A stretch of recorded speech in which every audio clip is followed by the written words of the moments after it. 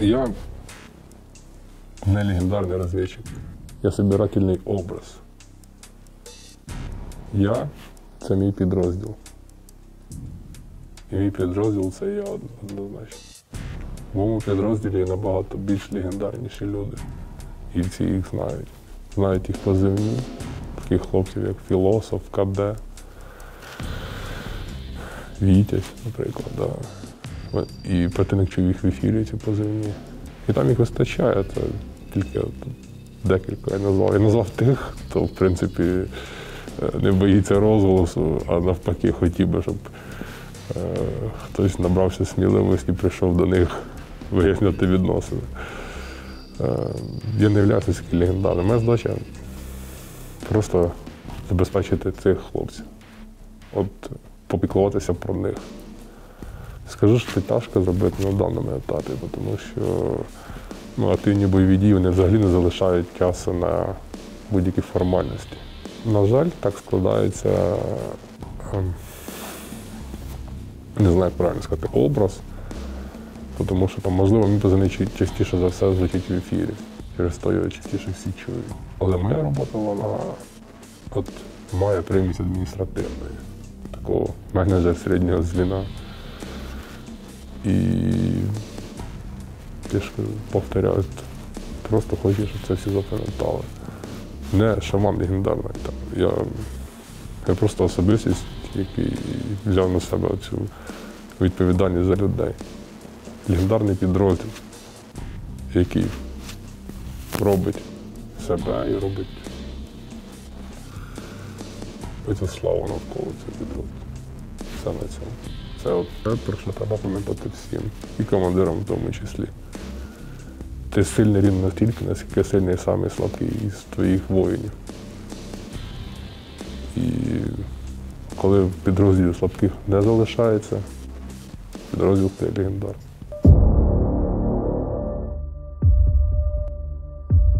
Я не звав їх сюди.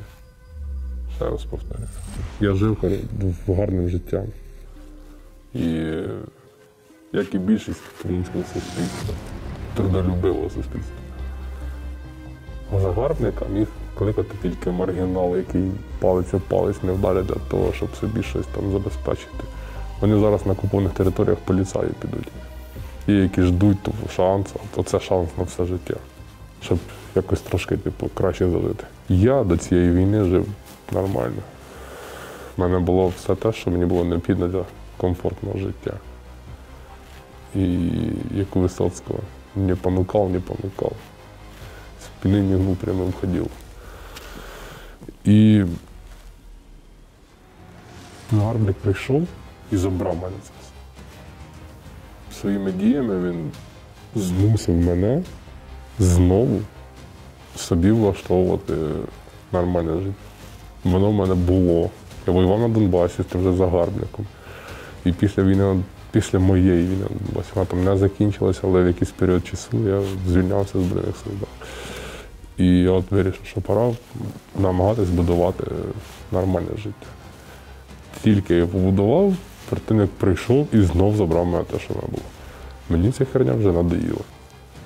Тому звертатись до противника я не буду. Я просто буду вбивати до тих пір, поки він не пойме, що треба відстати від моєї країни вже раз. Ми можемо це дозволити, на відміну від росіян.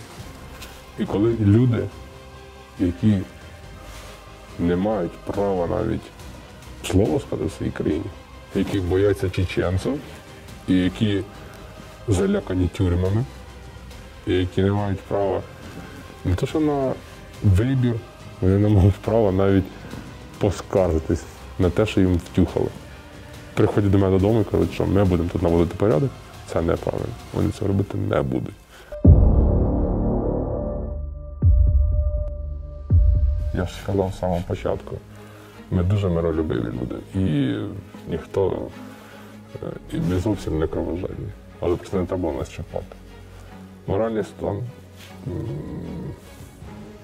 просто підтримується. У мене є хлопці, які воюють з пораненнями. Вони не хочуть відходити. Тому що вони хочуть побільше набити русні. Це звучить так, пропагандистсько, мабуть. Але це реальний факт. Хлопці в підрозділі, ну прям такий тоталізатор, кого більше на рахунку. Звучить грубо, але так. Ось і вся мотивація. Противник прийшов, ми його сюди не звали. Ми хочемо швидше закінчити це питання. Противник прийшов до нас з мечем. Ми проявимо жорстокість і рівно стільки, скільки необхідно для того, щоб цей противник від меча й помер. Все. Специфіка зараз війни така, що якихось особливих завдань там, чи спеціальних завдань насправді не видумаєш. У нас у всіх зараз одне завдання – бити ворога всіма можливими методами. Нас врятує в цій війні лише жорстокість по відношенню до ворога, тому що, я вже говорив, ворога чисельна перевага. В живій силі, в техніці навіть, там, не знаю, ну, банально більше грошей на оборону вони тратять. Але жорстокість, яку ми можемо проявити по відношенню до ворога, вона притаманна теж нашій культурі в тому плані, що ми миролюбивий народ. І ми ніколи там не намагаємось не бути конфліктними, так? Ми всі це знаємо добре, там купу можна прикладів привести, але якщо вже ми почали конфлікт, то все-таки ми будемо його доводити до кінця. Ну, типу, вступили в конфлікт, я скажу так, тому що ситуацію почали все-таки росіяни, вони перші прийшли на нашу землю. Давайте будемо дивитися правді в очі, ми воюємо біля Києва, не біля Москви. От тут немає третього варіанту. Хто загарбник, от треба так дивитися на ситуацію. Неважливо, там Донецьк, Луганськ, це теж наші землі були. І розказувати про якісь там геноциди або про війну визвольну росіян проти українців – абсурд повний. Визвольна війна лише наша може бути, за нашу свободу. Повернусь до підрозділу. Специфіки великої немає. Специфіка полягає в тому, що, скоріше за все, це останній піратський корабль, який просто став на сторону добра. Все, на цьому. Немає ніяких там особливих, мабуть, ні рис, ні особливих якихось відзнак цього підрозділу. Це просто люди, які без страху та без дорікань беруть і вбивають ворога. І мої хлопці можуть там, не буду говорити похвалитися, але можуть показати приклад в тому, що ворога можна бити. Він так само помирає, він не такий великий і страшний. Про моїх хлопців можу сказати, що це просто відчайдухи. Чи є в них там якісь риси розвідників? Ну, мабуть, це одна із рис розвідника, да? Скажімо так, бути відчайдушним. Чи ходять вони там під покровом ночі, це давайте залишимо все-таки для ССО. Ці всі питання, хлопці справляються з цими задачами просто прекрасно. У мене все-таки це більше, я ж кажу, піратський корабель. Нам не цікаво, який там у ворога прапор. Нам цікаво, що ми можемо з цим ворогом зробити, тому що він наш ворог. Оце є специфікою мого підрозділу. Через то образ росіянина як ворога, він сформований завдяки їм же. І просто люди включаються дуже легко в боротьбу, тому що їм не потрібно там пересилювати якісь бар'єри. Вони просто чітко знають, що росіянин загарбник, він прийшов на нашу землю, ми на нашій землі, це Київщина, на даному етапі так. І, типу, якби, наприклад, я був десь під Москвою, я б теж, мабуть, відчував дискомфорт. І теж, мабуть, був скований в своїх рухах чи в емоціях. На даному етапі ми б'ємо їх там, де ми виросли. І через то тактична перевага в нашому боці.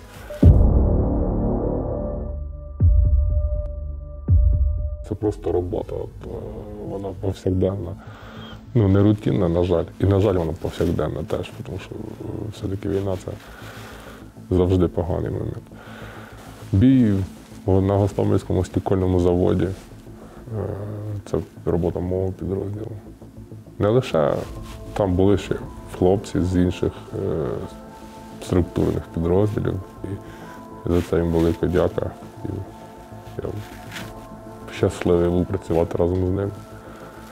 там ще декілька підрозділів із Сил спеціальних операцій було. Прекрасні хлопці. От наша кооперація, це гримучість місць, вона дала нам можливість просто. Насправді було жорстоке таке побоїще.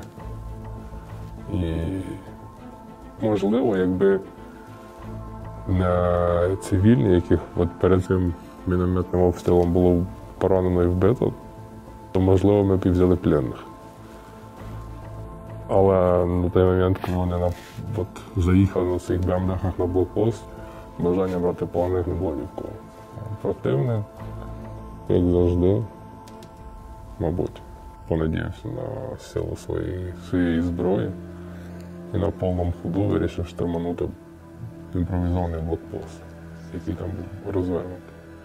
Вони не знали, що нам в голову перед цим прийшла така дивна ідея на те перехрестя вийти саме тими силами, які там були. Він їхав заряджений, він знав, що ми там є, перед цим були обстріли. Скоріше за все, вони подумали, що там стоять непідготовлені війська. Але хочу просто підкреслити, що непідготовлені, значить не мотивовані. Хлопці з територіальної оборони роблять на чистому ентузіазмі такі речі, що багатьом спеціально не снилося. Повернемось до того бою. Вони просто маршем, це ті речі, про які я говорив про Радянський Союз, маршем на БМД по походному, на повній швидкості залетіли на блокпост. Ну і там вже почався такий своєобразний, я ж кажу, тоталізатор, бо БМД на всіх не вистачало. І таким чином їх набили там аж 11 штук. Одна БМД, вона, мабуть, працювала.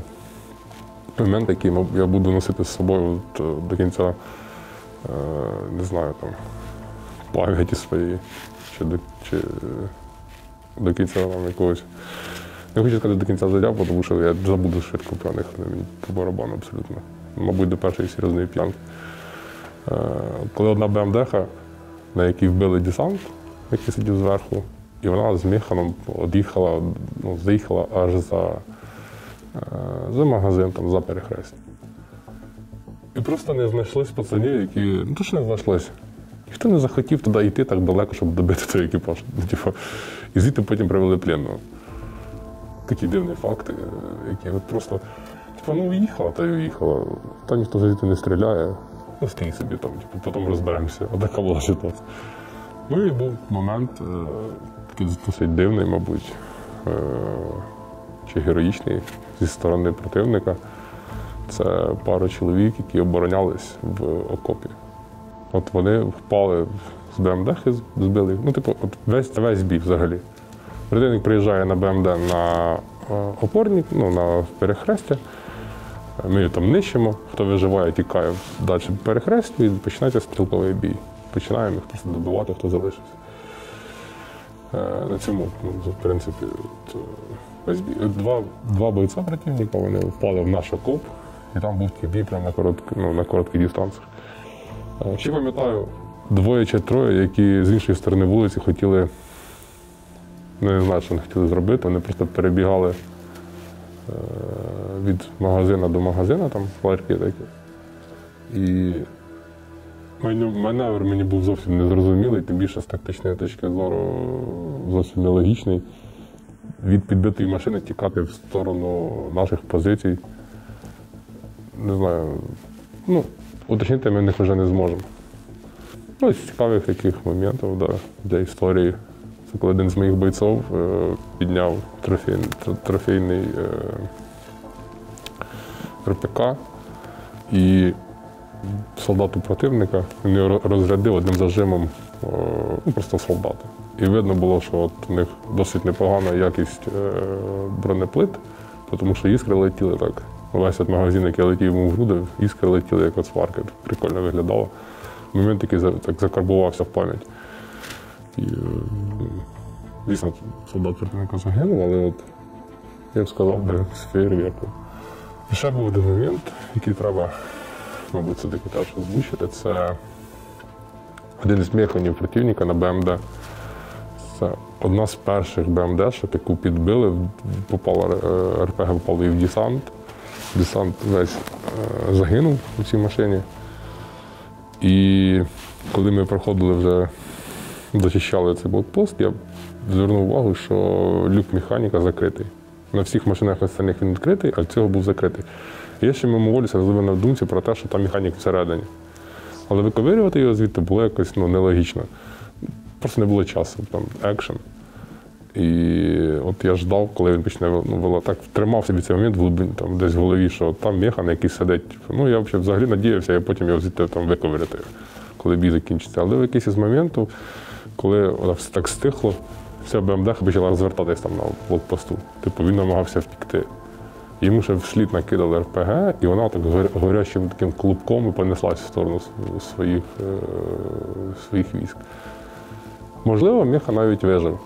Не можу нічого про це сказати. І скажу, що це добре, що він вижив. Він їм розкаже, що відбулося. Одна із таких, мабуть, нелюдських ситуацій далі, яка відбулася, це те, що у нас не було часу розтягувати толпи російські. І вони погоріли в БМД. З гуманної точки зору це неправильно. З точки зору, мабуть, ведення війни, у нас реально не було часу. Якби був час, ми б склали їх окремо. Вони змогли б їх забрати, там, батьки змогли б їх поховати. Ну, а зараз, я думаю, їх просто поділили по кучках, по весу приблизно. Та й все на цьому. І так вони поїхали в цинках. Тож негуманний момент, я з цим згоден. Ну, часу не було, на жаль.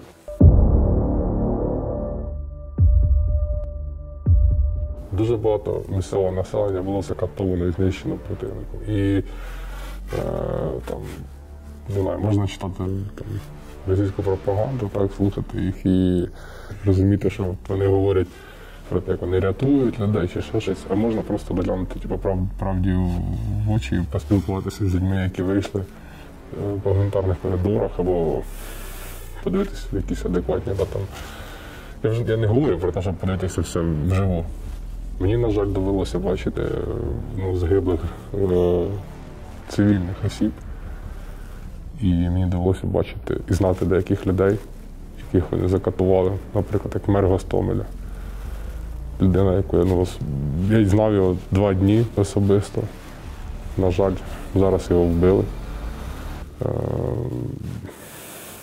Вважаю, звісно, це злочин військовий, але на рахунок цивільного населення їм напрочуд тяжко допомагати нам в зв'язку саме з цими обставинами. І не дивлячись на це, цивільне населення просто веде боротьбу з усіх куточків. Це великий подвиг, мабуть. Це, мабуть, речі, про які говорив там Тарас Шевченко, коли кайдани порвіте. Люди з усіх кутків, там, хто мав втікти, той втік. Хто виїхав, той виїхав. Залишилось ті, хто збирався боротися. Десь підсвідомо, в глибині душі він собі це відчував, що я буду боротися за свою країну. От і як той же мер Гостомеля, так, він прийшов, коли побачив перший раз нас, він прийшов і сказав, я буду з вами разом боротися. І я відчуваю глибокий сум за те, що ми не змогли забезпечити там, евакуацію його, або не змогли забезпечити йому таку можливість, щоб він вижив. І кожен раз, коли якийсь із міст там залишається під окупацією, то більше за все відчуваю в собі оцю,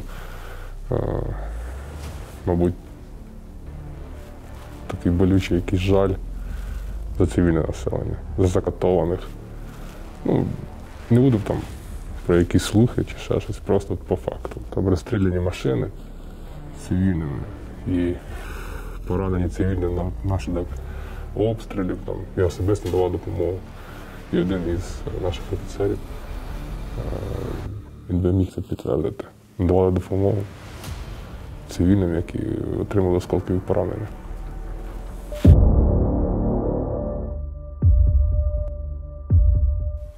Противник, він вірний традиціям Радянського Союзу, швидше за все. І воює також в традиціях Союзу, закидає нас просто м'ясом в усіх смислах цього слова.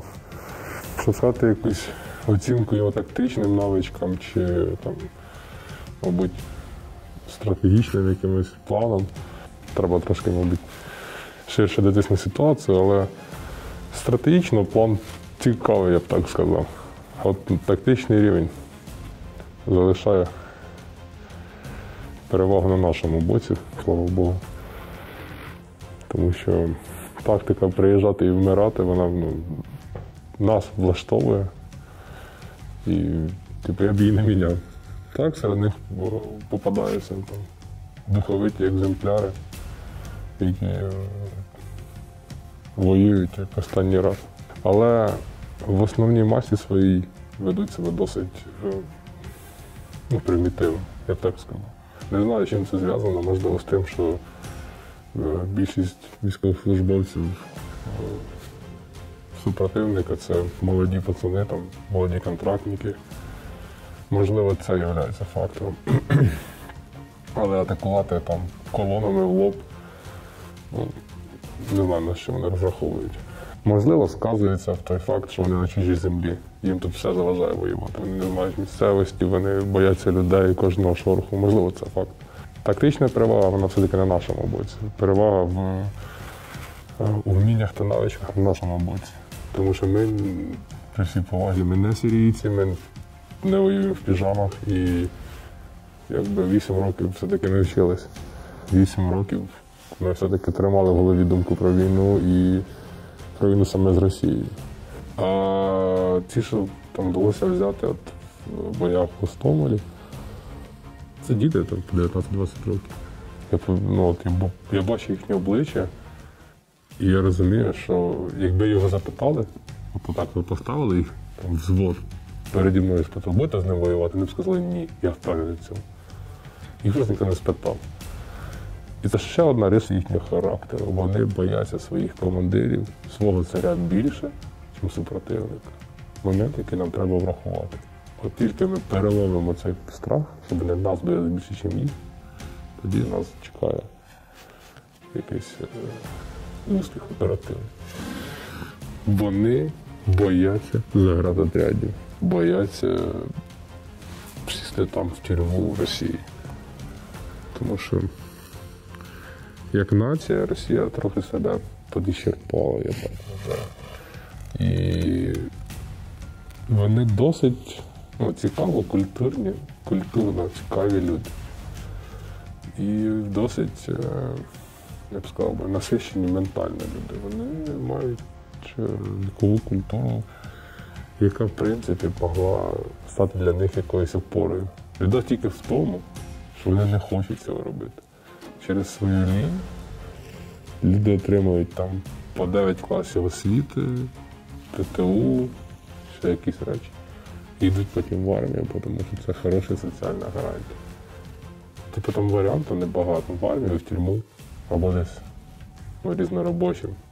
І все. І піти в армію, підписати там контракт на 3 місяці, приїхати в Україну, повоювати. Це херовий план, як показує практика для них. Вони б могли, мабуть, не робити цього, якби мали вибір.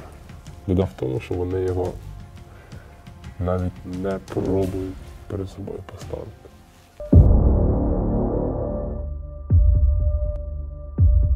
Досить низький соціальний рівень, досить низький рівень розвитку, хай буде так. Все-таки особистостей. Там моральних якихось бар'єрів у людей немає зовсім. Типу там гвалтувати, відбирати майно і всі ці речі. Дуже часті випадки саме такої поведінки, ганебної по відношенню до цивільних. Тому що немає в них моральних блоків ніяких.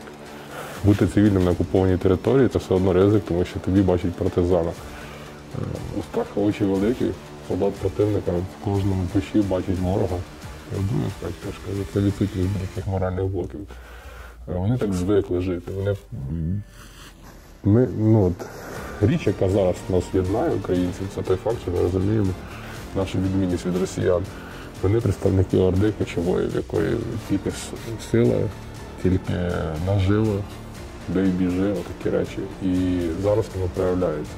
Така ментальність, вона виходить на перший план.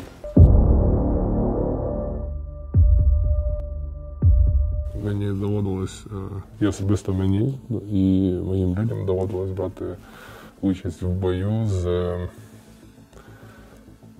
я так думаю, на мою думку, що це один із спецпідрозділів ВДВ. І кому ж, як не спецназу ВДВ, ходити там з СВДС, АО чи АПБ, як хто любить, ВСС, тобто така досить специфічна зброя. Так? Чи бились вони відчайдушно? Так, бились вони відчайдушно. Чи бились вони достойно звання спецназовця? Не знаю, вони вмерли так, як і звичайні ВДВшники. Типу, просто вмерли. До сих пір там лежать. У них є пісня, там написав Тимур Мусараєв цю пісню про «Мама, приїжджай, мене заберіть». Ніхто не заважає, заберіть, приїдьте, бо вони там вже 3 дні лежать. Мабуть, вони підготовлені. Мабуть. Просто вернусь до попереднього питання, моїм пацанам по херу. Підготовлені вони чи ні. Вони просто їх вбивають. Я вже говорив, був спецназ ВДВ, були просто десантники. Я так розумію, вони розбараховували Гостомельську частину нацгвардійців, бо ходили в наших касках, в наших носках, ЗСУ, в нашій натільній білизні. Дивний такий момент. Вони, мені здавалося, що вони мають бути забезпечені, тому що, наприклад, зброя, яку вони використовували, ВСС на СП-9 патронах досить така новітня річ. Засоби спостереження були досить непогані, легкі ночники, досить якісні речі. І при тому, при всьому, брати наші термухи, наші носки, можна було придумати набагато гуманніший спосіб, попросити, ми б вас і так зігріли, пацани, нащо було так робити. Попросили б, я вам відправив би живими походили б в нормальній термухі, нащо було приходити за нею в Гостомель, щоб потім померти. Ще були морпіхи. Нічим вони не відрізнилися від десантників. І, мабуть, все.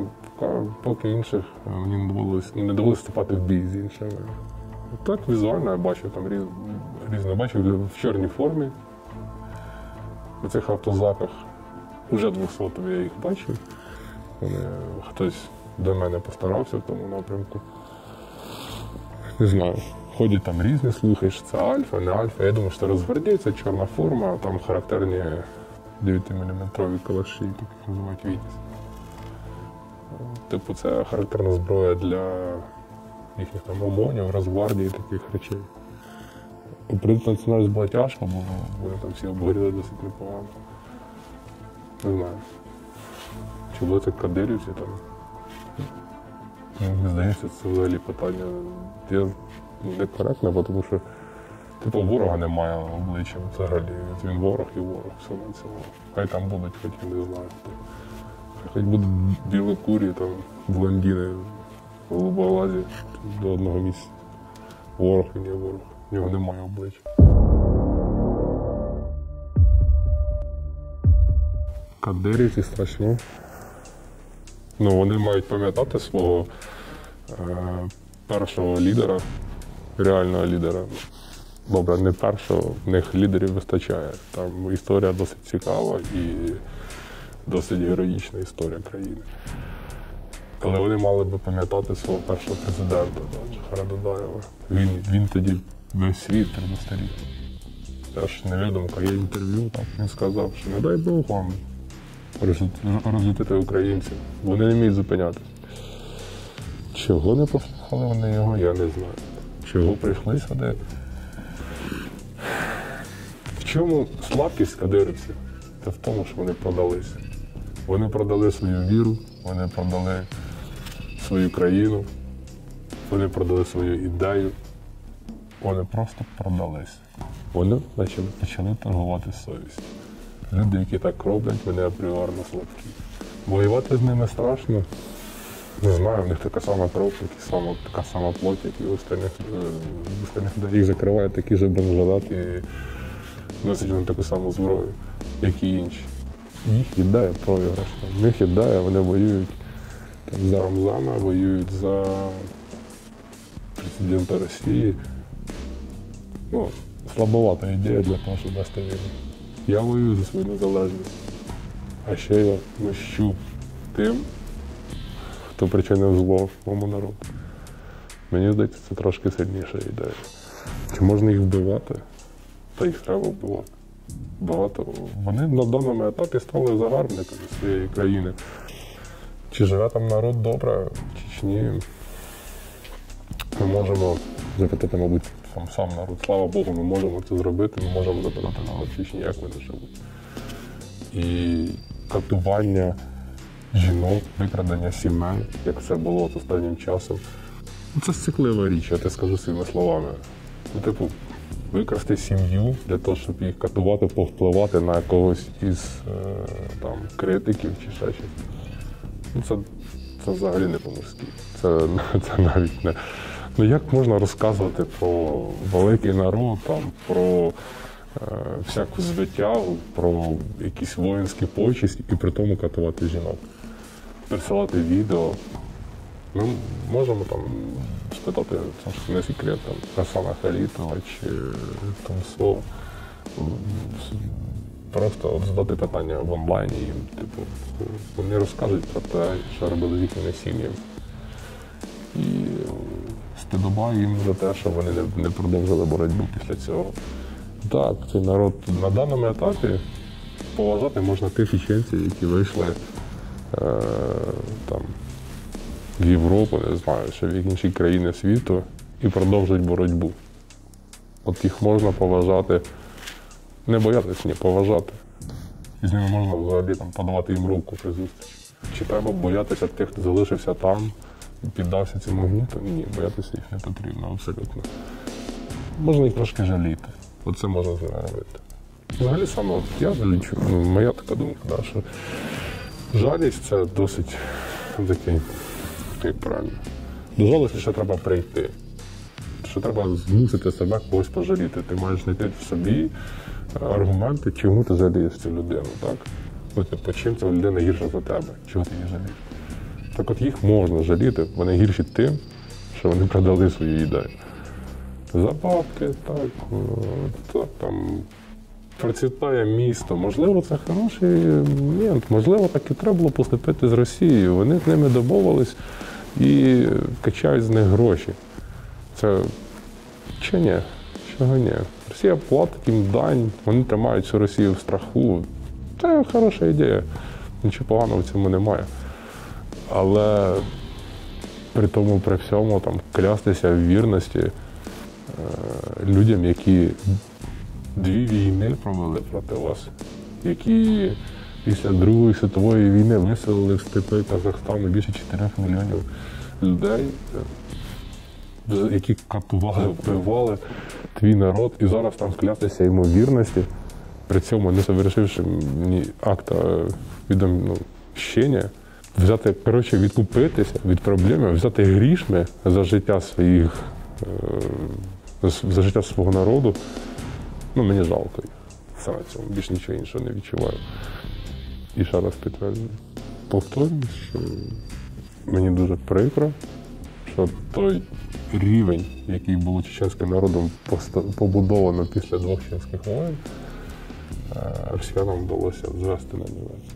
Знайти там якихось своїх прихвостнів, свої сфери впливу, в грошах домовитись і перекупити ці народ.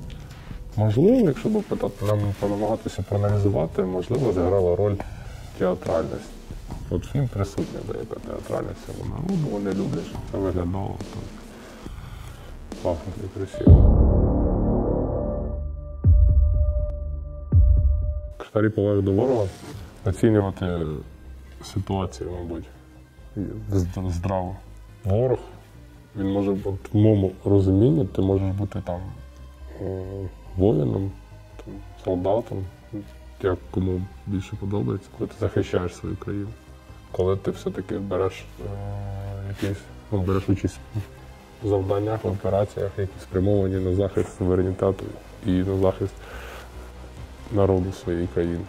Коли ти приїжджаєш в чужу країну, і якщо ти там не говорив про навчання, про скільки б ти не було років, 19, 50, ти розумієш, де ти знаходишся. Ти прийшов як загарбник. Отут вже повага пропадає. Доки вони на своїй землі, на своїй території, доки вони там тренуються, беруть участь в якихось змаганнях, захищають самі себе, воюють з терористами, нехай навіть так. Тут ще буде якийсь відсоток поваги. Коли вони переступили лінію, взяли в руки зброю, направили її в мою сторону, не буде розмови про повагу, не буде ніякої. Буде просто холодний розрахунок. І ще й показали, в принципі, мої бійці. Їх ніхто не готував до такого моменту, ніхто їм там не вкладав в голову якісь ці наративи. Хлопці просто от всі одностайні в цій думці. Прийшов як ворог на мою землю. На цьому всі розмови закінчились. Тебе просили по-людськи, з тобою намагались поговорити, врозуміти тебе. Не буде ніякої іншої розмови, то тоді будеш поважати сил. Скільки нам стане снаги? Чи вистачить у нас духу? Так, у нас вистачить духу. І чи буде поважати противника колись потім, пізніше? Ну, тих, хто покається, і тих, хто допоможе подолати ту кризу, яку вони створили. Можливо, дозволив би їм залишитись живими. На цьому це і буде моя повага. Я не хочу нікого там ображати, я не хочу ні до кого приходити додому. Чи хочу я піти воювати в Москву? Чесно кажучи, великого бажання такого в мене немає. Я не збирався б знищувати їх там до останнього коліна всіх. Вони самі прекрасно з цим справляться. То просто болото, яке не хочеться ступати ногами. Я не хотів би прийти до них додому там і просто зі зброєю в руках. Бо це, на мою думку, ганебні вчинки. Але чи буду я їх вибивати всіх, які залишились тут? Так, до останнього. От всі, хто прийшов сюди зі зброєю в руках на території України, вони мають загинути. Це однозначний факт. Факт. Так, присутній, це однозначно. Я просто вірю в те, що Бог на нашій стороні. Ти знаєш, великі речі, мабуть, кожен собі тримає їх в глибині душі, кожен знає такі моменти, в кого вони є, в кого немає, в кого вони ще будуть.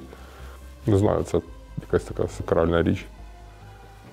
Сказати їх словами не можна, але кожен для себе розуміє. Росіяни там борються, вони його обожають, просто фільм «Брат». Так от хай вспомнять, взагалі, згадають, за що там головний герой цього фільму, що він боровся, яким він там був по факту. Він теж був військовий, а ти за що він боровся? За правду. Це його слова, у кого правда, то ти сильний. Правда у нас.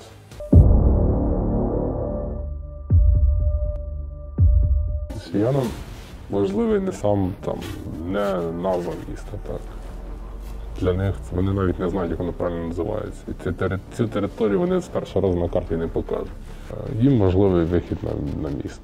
Все-таки оборона тримається по річці, якщо ми візьмемо цікаву таку історичну паралель. Наратив російського народу як преємника, переможця в Другій світовій війні, там, Великі Вітчизняні, як вони люблять це називати, да? Типу, це їх перемога, там, Союз переміг, Росія продовжує традиції. Так от зараз оборона Києва проходить по Київському укріпрайону. В тих місцях оборону Києва тримали наші предки проти фашистських загарбників. Прикольно вийшло. Зараз точно таку саму оборону Києва проти людей, які себе називають антифашистами, але по факту методи і способи війни приміняють навіть гірше, ніж приміняли фашисти. Цікава така історична паралель. Оборона відбувається реально по Київському укріпрайону. Так. І що хочуть зробити росіяни, те, що хотіли зробити нацисти в Росії, і гітлерівська Германія, можна як їх хочете називати. Але ототожнення Росії з Гітлером в них називають такі істеричні крики. Так я їх буду тут називати. Роблять точно те саме, намагаються вийти на оперативний простір для здійснення маневру і взяти Київ в кільце. Для цього їм потрібно прорвати оборону на ділянці фронту. Буде це під Мощуном, чи буде це десь під Вишгородом, ну, під Лютісом, грубо кажучи. Це невелику роль грає. Вони просто тикаються зараз, як сліпі котята, і пробують знайти, де вони можуть кинути понтони, перейти річку, тримати плацдарм. Все на цьому.